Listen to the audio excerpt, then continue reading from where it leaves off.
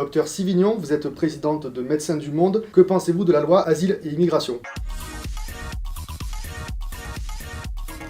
On s'est tellement révolté contre le contenu de cette loi qu'on n'en pense pas que du mal, mais presque que du mal, on va dire, en ce sens qu'elle ne facilite ni l'accueil ni la protection des personnes qui viennent chercher asile sur le sol français.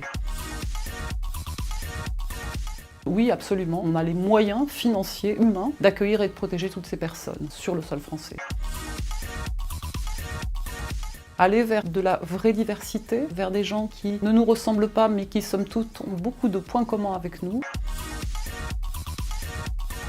Il faut garder du temps, même en tant que président de Médecins du Monde, pour aller sur le terrain. C'est véritablement là qu'on voit se déployer nos activités, ce qu'on amène aux personnes, mais de façon réciproque, ce qu'eux nous amènent.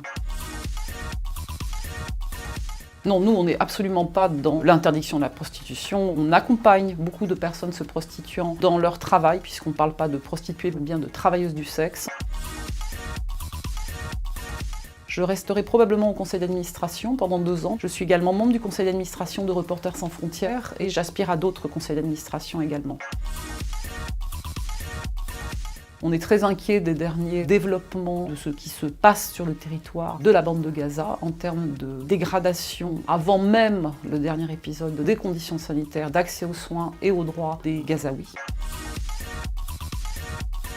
Je ne peux pas dire que l'exercice me manque, parce qu'en fait j'ai remplacé le dialogue très singulier qu'on peut avoir avec des personnes quand on fait une échographie par exemple, on passe un certain temps avec les personnes en examen, par d'autres relations humaines qui sont tout aussi riches et denses. Je reste extrêmement attachée à l'Asie pour des raisons à la fois familiales et liées à Médecins du Monde également, parce qu'en fait la première mission qui m'a été confiée était en Birmanie à l'époque, il y a presque 20 ans. C'est beaucoup moins facile d'être une femme dans n'importe quel milieu, je dirais. La place à se faire est plus compliquée à trouver, il faut plus d'énergie, plus de détermination probablement. On dit merci, what's up doc?